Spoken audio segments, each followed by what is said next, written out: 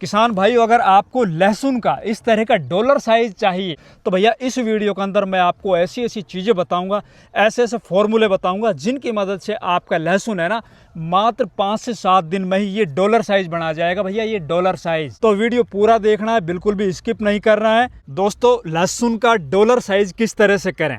जब हमारी फसल 90 दिन से पार हो जाती है तो 90 दिन से लेकर जब तक उसकी उखड़ाई होती है उस टाइम तक हमें क्या कुछ करना चाहिए जिससे कि हमारा लहसुन है ना वो जल्दी से जल्दी, जितना जल्दी हो सके उसका साइज़ तेज़ी से इंक्रीज हो।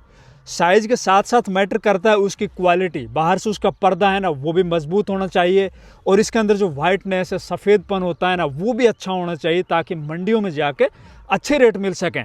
तो मैं आज आप लोगों को बताऊंगा लहसुन में, चाहे आपके इस टाइम के ऊपर लहसुन 90 दिन की हो या 100 दिन की हो, लहसुन के साइज़ को किस तरह से जल्दी मोटा करें। मैं आज आया हूं मध्य प्रदेश के नीमच ज़िले के अंदर। हमारे जो ये किसान भाई है ना वो लगातार हमारे साथ जुड़े हुए थे पिछले काफ़ी दिनों से और लगातार हमसे पूछ के भैया क्या कुछ करना है, सब चीज़ें हम इनको बताते गए और अब इनके खेत में आके हम बताएंगे इनको कि इस साइज़ को भी और मोटा कैसे करें, या फिर आपके पास आपके लहसुन का साइज़ अभी छोटा है उसको जल्दी से जल्दी लगभग 1 सप्ताह या 10 दिन के अंदर उसको तेज़ी से किस तरह से मोटा किया जाए, उसके अंदर क्या कुछ चीज़ें डाली जाए, वो सब चीज़ें बताऊँगा। तो नमस्कार, मैं इंद्रपाल और आप देख रहे हैं देश की जान हमारे किसान यूट्यूब चैनल। अगर ये चैनल अभी तक आपने सब्सक्राइब नहीं किया प्लीज़ चैनल सब्सक्राइब कर लीजिए, साथ ही वीडियो को लाइक भी करना है। आगे चलकर जब आपको वीडियो अच्छा लगेगा 100%, क्योंकि हमारी जो जानकारियां हैं ना वो एकदम साइंटिफिक होती है। उसके अंदर ऐसा कुछ नहीं होता कि कहीं से सुन लिया, कहीं से देख लिया, कुछ भी किसी की टांग उठाई, किसी की पूंछ उठाई और यूं हवाई बातें करना, यूं ही बेवकूफ़ बनाने वाली बातें नहीं होती है। हमारा खेती के अंदर जो लगभग 28 सालों का एक्सपीरियंस और इस फसल के अंदर हमारा पिछले लगातार 5 सालों से हम किसानों को बताते आ रहे हैं, सिखाते आ रहे हैं उनको, तो उन्हीं के आधार के ऊपर आपको बातें जानने को मिलेगी, सीखने को मिलेगी। तो वीडियो को लाइक भी करना है, शेयर भी करना है। तो सबसे पहले मैं मिलाता हूं आपको हमारे जो किसान भाई हैं। मेरा नाम दीपक अहीर है और मैं नीमच जिले के जावद तहसील में सीताराम जी का खेड़ा हमारा छोटा सा गांव है, वहां का मैं रहने वाला हूं। और इस बार जो ऊटी जो लहसुन मैंने लगाया है वो मैंने खुद से ही, हमारा जावद में RM गार्लिक के नाम से हमारा फर्म भी है और हम लोग ऊटी से बीज मंगवाते हैं और खेत में लगाते हैं और किसानों को भी देते हैं। भैया के मार्गदर्शन में हमने पूरा का पूरा खेती किया। हर साल हम लहसुन का खेती करते हैं लेकिन हर साल उतना मज़ा नहीं आता है। और इस बार जो साइज़ बना है, जैसे ये जो लहसुन आप देख रहे हैं ये अभी कच्चा लहसुन है, कच्चा है, लेकिन जब इसका साइज़ बनेगा तो आप आइडिया लगाइए कि कितना जोरदार साइज़ बनेगा। ये इसमें भी कुछ लहसुन अभी थोड़ा सा कच्चा है लेकिन इसका भी देखिए आप कितना जोरदार साइज़ बना है। जब ये और पकेगा तो कितना जोरदार साइज़ बन सकता है। दीपक भैया, अभी आपके पास टोटल कितना लहसुन है देसी और ऊटी करके? भैया मेरे पास लगभग 3.5 बीघे का ऊटी का लहसुन है और लगभग 2 बीघा का देसी लहसुन है। तो अभी ऊटी के अंदर आपने कितना लहसुन उखाड़ के और सेल कर दिया? भैया पहले 2 बार मैं सेल कर चुका हूँ। एक मैंने कल ही बेचा है लहसुन, तो वो लहसुन लगभग 9,000 रुपए के आसपास बिका है। उससे पहले एक बार बेचा था, तब बाजार का भाव थोड़ा डाउन था, तब मैंने 7,500 रुपए क्विंटल के भाव से बेचा था। अभी पर एकड़ कितना उत्पादन आपका निकल रहा है 1 बीघे के हिसाब से, क्योंकि यहाँ तो बीघा चलता है ना, 1 बीघे में कितना उत्पादन निकला है अभी? अब इस 3.5 बीघा में से मेरा अनुमान है कि लगभग 80 क्विंटल के आसपास पैदावारी आराम से आएगा। आराम से आ जाएगा। हाँ, उससे ऊपर आ सकता है लेकिन उससे कम तो नहीं आएगा। भैया हमने तो आपके मार्गदर्शन से पूरा का पूरा काम किया है। हाँ। तो हमको तो जैसा साइज चाहिए था वैसा साइज मिल गया है, लेकिन फिर भी जो मेरा देसी लहसुन है जो अभी जिसका अभी साइज बनना बाकी है, तो आप उसके लिए भी किसानों को बताइएगा कि हम क्या स्प्रे करें, क्या खाद डालें कि अच्छा साइज बने।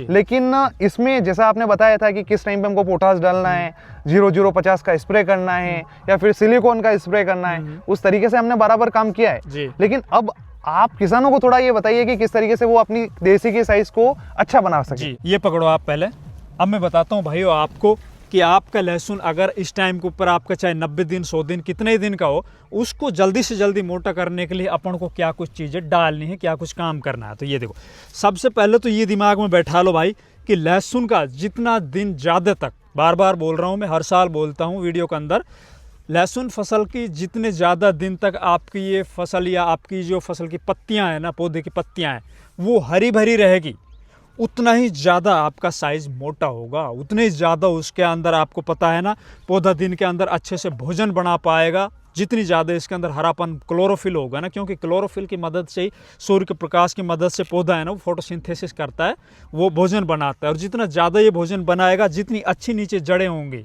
चूँकि जड़ें तो लगभग 80-90 दिन के बाद ना आपके लहसुन की ज़्यादा से ज़्यादा फैल जाती, नीचे पूरे खेत के अंदर फैल जाती है वो। और ज़मीन में जो पड़े हुए जितने पोषक तत्व होते हैं या वाटर और मिनरल्स जो आप नीचे से दे रहे होते हो, उनको जड़ें उठाएगी और ये पत्तियां है ना ये भोजन बनाएगी और उसको ये ज़्यादा से ज़्यादा नीचे इसके कंद तक पहुंचाने का काम करेगी। दूसरा भाई, अभी तक जो आपने जो भी कुछ खाद वाद अपने खेतों के अंदर डाला है ना, 80-90 दिन 100 दिन तक भी चाहे, तो आपका जो सिंगल पौधा है ना, देखिए उस सिंगल पौधे का अंदर जो भी आपने इसके अंदर कुछ भी किया है, तो पौधे ने यहाँ पर अपना स्टॉक कर रखा है। यहाँ पे ये जो तना है ना, इस तने के अंदर स्टॉक कर रखा है। तना बहुत ज़्यादा टाइट होगा, यूँ अगर करेंगे तो भी इस तरह से यूँ हिलेगा नहीं, बहुत ज़्यादा टाइट होगा। तो इस तने के अंदर जितनी भी ऊर्जा भर रखी है इस पौधे ने ना, उस ऊर्जा को भी नीचे लेके आना है, जिसको अपन शुद्ध देसी भाषा में बोलते हैं ना रस उतरना, उसको भी नीचे उतारना है। तो उसके लिए अब क्या करना है भैया, 100 दिन की जब हमारी फसल हो जाती है, अगर उस टाइम के ऊपर हम ऊपर से DAP डाल रहे हैं, पोटाश डाल रहे हैं, यूरिया डाल रहे हैं, तो जहाँ तक मेरी बात है वो पैसे हमारे वेस्ट जाएंगे, यूँ कोई मतलब नहीं होता। क्योंकि पोटास, अगर हम म्यूरेट पोटास वगैरह डाल रहे हैं तो वो काम ही लगभग 10 दिन बाद करेगा, जो लाल वाला पोटास आता है ना, तो वो मत डालो इस टाइम के ऊपर। आप ज़्यादा से ज़्यादा 70-80 दिन तक डाल सकते हो उसको। तो अब हमें ऐसा खाद डालना है जो जल्दी से जल्दी पौधे उनको ले सकें, जड़ें उनको जल्दी से जल्दी ग्रहण कर सके। तो उसके अंदर हमें वाटर सोल्यूबल फर्टिलाइजर के ऊपर जाना होगा। सबसे बढ़िया बात बता रहा हूँ मैं, जिसका तेज़ी से आपको रिजल्ट देखने को मिलेगा। तो वाटर सोल्यूबल फर्टिलाइजर के अंदर आपको 100 दिन की अवस्था के अंदर NPK 05234, बार बार बोल रहा हूँ मैं, NPK 05234 is the best water soluble fertiliser in कोई भी NPK ग्रेड है ना आपकी, उनमें सबसे ताकतवर है। या फिर 1261-0, तो 1261-0 के अंदर तो 0% पोटास है, तो पोटास की इस टाइम पे हमें आवश्यकता है। खाली हमें फॉस्फोरस से काम नहीं चलेगा, तो हमें 05234 जिसके अंदर 34% पोटास है और 52% फॉस्फोरस है, उसकी लगभग 4 किलो मात्रा लेके आपको 1 बीघा ज़मीन में, या एकड़ है आपका तो 5 किलो एकड़ के हिसाब से आप नीचे से भैया आपको फेंकना, किसी भी चीज़ मिला के फिर पानी के साथ चला दो। स्प्रिंकलर है आपका, जो मिनी स्प्रिंकलर होते हैं ना, उसके अंदर आप घोल के चला सकते हो। जाना चाहिए वो नीचे इनके जड़ों के अंदर, नीचे जड़ें हैं ना, वो बहुत तेज़ी से उसको एब्जॉर्व करेगी और जल्दी से जल्दी वो ग्रहण कर लेगी। और ये वाटर सोल्यूबल फर्टिलाइजर जो होते हैं ना, वो बने इसलिए होते हैं कि वो जल्दी से जल्दी काम कर जाए। ऊपर से भी स्प्रे कर सकते हो, ऊपर से स्प्रे करोगे तो पत्तियों के माध्यम से वो जाएगा। इतनी ज़्यादा मात्रा अपन ऊपर से नहीं दे सकते, ऊपर से देंगे हम ज़्यादा से ज़्यादा 1 एकड़ ज़मीन में 1 किलो, ज़्यादा देंगे तो इसके अंदर बर्निंग आ जाएगी, जल जाएगा, पौधा ख़राब हो जाएगा। अपन को इस टाइम पे बढ़िया रिजल्ट लेना है, नीचे से डालना है 100 दिन की अवस्था के ऊपर। ठीक है भाई, अपन ने इंसेक्टिसाइड फंजीसाइड ले लिया, NPK 05234 नीचे से डाल दिया है। फिर जैसे ही हमारी फसल लगभग 110 दिन की हो जाती है, ऐसा लगेगा हमारी फसल अब बस उसके अंदर बचे 10-15 दिन उखाड़ने में, उस टाइम के ऊपर आपको इस अवस्था के अंदर, उस टाइम तक तो भाई इसका साइज़ और ज़्यादा मोटा हो जाएगा। मैं दिखाऊँ आपको, लगभग 110 दिन की अवस्था के ऊपर आपको जो लहसुन है ना, वो यहाँ पे ये वाला देखने को मिलेगा। ये वाला तो लगभग 90-100 दिन का है, ये 110 दिन के ऊपर आपको देखने को मिलेगा ये वाला। यहाँ पर आपको आते आते अपनी फसल के अंदर नीचे से ही, जब आप आखिरी सिंचाई करो या फिर आखिरी से पहली सिंचाई करो, उस टाइम के ऊपर NPK की एक और ग्रेड, जिसके अंदर SOP होता है, सल्फेट ऑफ पोटास होता है, उसकी आपको लगभग वही 4 किलो मात्रा नीचे से दे देनी है भैया, NPK 0050 के नीचे से। ऊपर से अगर आप स्प्रे करने जा रहे हो तो 1 किलो ही आपको लेना है 1 एकड़ ज़मीन में या फिर 1.5 बीघा ज़मीन में। पानी की पर्याप्त मात्रा रखनी है आपको, पानी कम नहीं रखना है। उसके अंदर स्प्रे करो तो कम से कम आपको 125 लीटर पानी इसके अंदर ले लेना, वरना बर्निंग आएगी, बता रहा हूँ बार बार आप लोगों से। बाकी मेरा जहाँ तक मानना है, इसको आप नीचे से दो, नीचे से ज़्यादा अच्छा काम करेगा। 4-5 किलो आपका बहुत गजब रिजल्ट देगा, नीचे से काम कर सकते हो। अगर ज़्यादा आपको ऐसा लग रहा है कि हमारे खेत के अंदर तो बहुत ज़्यादा इसकी हाइट बढ़ती जा रही है, हाइट रुक नहीं रही, हाइट इसकी रुक नहीं रही, हाइट को रोकना तभी ये जो कंद है ना वो मोटा बनेगा, तो इस स्प्रे के अंदर आप कोई भी PGR, प्लांट ग्रोथ रेगुलेटर आप ले सकते हो। प्लांट ग्रोथ रेगुलेटर में आप सिंजेंटा का कल्टार आता है वो ले सकते हो, आप सिमोटोमो कंपनी का ताबोली आता है वो ले सकते हो आप। अगर आपको ऐसा है कि भाई मेरे को तो ये लहसुन स्टॉक करना है, रोकना है, अभी इसको बेचना नहीं है, तो आप अवॉइड कीजिए PGR। जो PGR है ना उसको आप इसमें मत मिलाइए। हाँ, दूसरा और एक बात और ध्यान रखो, इस टाइम के ऊपर आपको पता होगा कि भैया थ्रिप्स का प्रकोप होता है। थ्रिप्स की रोकथाम के लिए आपको समय के ऊपर स्प्रे करनी है। अगर 100 दिन के आपकी लहसुन होगी तो 100 दिन के ऊपर एक स्प्रे कर दो और 110-15 दिन के ऊपर दूसरी एक स्प्रे कर देना, बस। उसके बाद तो फिर इसके अंदर कुछ ज़्यादा मतलब नहीं बन जाता है। तो पहले तो आपको थ्रिप्स से और फंगस से अपनी फसल को बचाना। थ्रिप्स के अंदर आप कोई भी थ्रिप्सिसाइड ले सकते हो, जैसे कि आप एमामेक्टिन बेंजोएट लीजिए थोड़ा 100 ग्राम पर एकड़ के हिसाब से। उसके अंदर आप फिप्रोनिल और इमिडाक्लोरोपिड का कॉम्बिनेशन आता है, वो आप ले सकते हो 100 ग्राम पर एकड़ के हिसाब से, या बीघे के अंदर भी चल जाता है। और साथ ही इसके अंदर आपको जो फंगस जनित बीमारियां होती है, चूँकि फंगस, क्योंकि भैया रात के टाइम में और कई बार तो देखते हैं पूरा पूरा दिन है ना पौधा पानी से भरा रहता है, ओस से भरा रहता है, तो इसके अंदर फंगस जनित बीमारियां भी पनपेगी।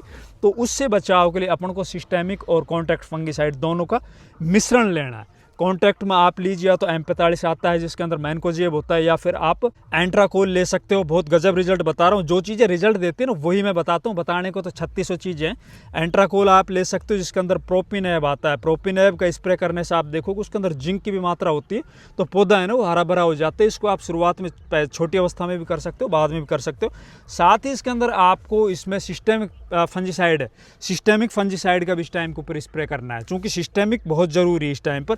ऊपर से आप स्प्रे करोगे, ज़मीन के अंदर जो पड़े जितने भी फंगस जनित स्पोर्स होंगे ना, जो अभी लगातार नमी की वजह से जो एक्टिव हो जाते हैं ऐसे मौसम के अंदर, या फिर उमस बढ़ता है उस टाइम के ऊपर एक्टिव हो जाते हैं, तो ज़मीन में आपके नमी होगी। ऊपर से आपको इस सिस्टेमिक फंजिसाइड जैसे कि टैबुकोनाजोल के साथ ट्राइफ्लोक्स्ट्रोबिन आता है, टैबुकोनाजोल के साथ एजोक्स्ट्रोबिन आता है, इस तरह के आप अच्छी क्वालिटी का कोई भी आप फंजिसाइड ले सकते हो। वैसे विशेषकर सबसे अच्छा रिजल्ट टैबुकोनाजोल या फिर जोल ग्रुप के जो भी फंजिसाइड होते हैं उनके रिजल्ट अच्छे मिलते हैं, तो उनको आप कॉन्ट्रैक्ट फंजिसाइड के साथ मिला के स्प्रे करोगे तो भाई ज़मीन में जब वो स्प्रे जाएगी पत्तों के ऊपर तो काम करेगी, साथ ही ज़मीन के ऊपर जब वो स्प्रे आपकी पड़ेगी वो नीचे, तो ज़मीन के अंदर जो पड़े हुए स्पोर्स हैं ना जो एक्टिव हो रहे थे वो भी खत्म हो जाएंगे कहीं ना कहीं। और एक बात और ध्यान रखो कि जब भी आप कोई भी स्प्रे करने जा रहे हो, चाहे वो आपका इंसेक्टिसाइड फंजिसाइड का स्प्रे हो, चाहे आप उसके अंदर कोई NPK ग्रेड दे रहे हो, वाटर सोल्युबल फर्टिलाइज़र दे रहे हो, तो इसके अंदर भाई आपको स्टिकर ज़रूर मिलाना। कोई भी आप सिलिकॉन बेस्ड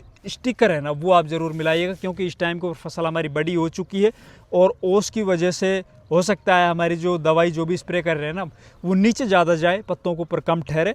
तो अगर आप स्टिकर मिलाओगे सिलिकॉन बेस्ड कोई भी, तो उससे क्या है जहाँ पर भी इसकी जो बूंदें पड़ेगी वो बूंद फैल जाएगी और वो अच्छे से काम करेगी। तो भाई दीपक, और आपके मन में कोई प्रश्न हो तो अभी पूछो, और हमारे किसान भाइयों को भी आपके माध्यम से वो सब चीज़ें पूछने मतलब उनको सुनने को मिल जाएगी। देखिए, जो भैया ने बताया है कि अगर आपका देसी लहसुन अगर है तो आपको कहीं ना कहीं अवॉइड करना चाहिए कि मैं PGR का स्प्रे ना करूं।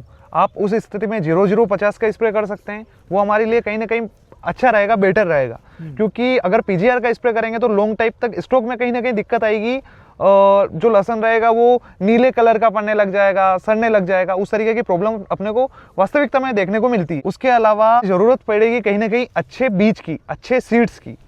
और अगर आप मार्केट में जाके अच्छा बीज और अच्छा सीड अगर नहीं लेके आ रहे हैं ऊटी बीज का, तो कहीं ना कहीं आप कितनी स्प्रे कर दो, अगर अच्छा बीज नहीं रहेगा मेरे हिसाब से तो उसमें पैदावार में कहीं ना कहीं दिक्कतें तो आने वाली है। बहुत मैटर करता है, बहुत मैटर करता है बीज, अच्छी क्वालिटी का बीज। तो अगर अच्छा क्वालिटी का बीज भी अगर आपको चाहिए हो तो जावद मंडी में हमारा शॉप है RM गार्लिक सप्लायर्स के नाम से, तो आप हमको कॉल कर सकते हैं। हमारा कॉन्टैक्ट नंबर है 6261604344 और 9993909856। और अच्छा बीज अगर आप लगाओगे तो सर के मार्गदर्शन से हम अच्छा पैदावार तो ले ही लेंगे। तो साथियों, अगर अभी भी आपके मन में किसी भी तरह का कोई प्रश्न है तो आप कमेंट के माध्यम से भी जान सकते हो भैया, पूछ सकते हो कि भाई हमारी तो फसल के अंदर अभी ये कुछ प्रॉब्लम चल रही है, उसका क्या कुछ निदान है। तो वीडियो को ज़्यादा से ज़्यादा लाइक करना है, शेयर करना है, और चैनल अभी तक सब्सक्राइब नहीं किया तो प्लीज़ चैनल भी सब्सक्राइब करना है। धन्यवाद।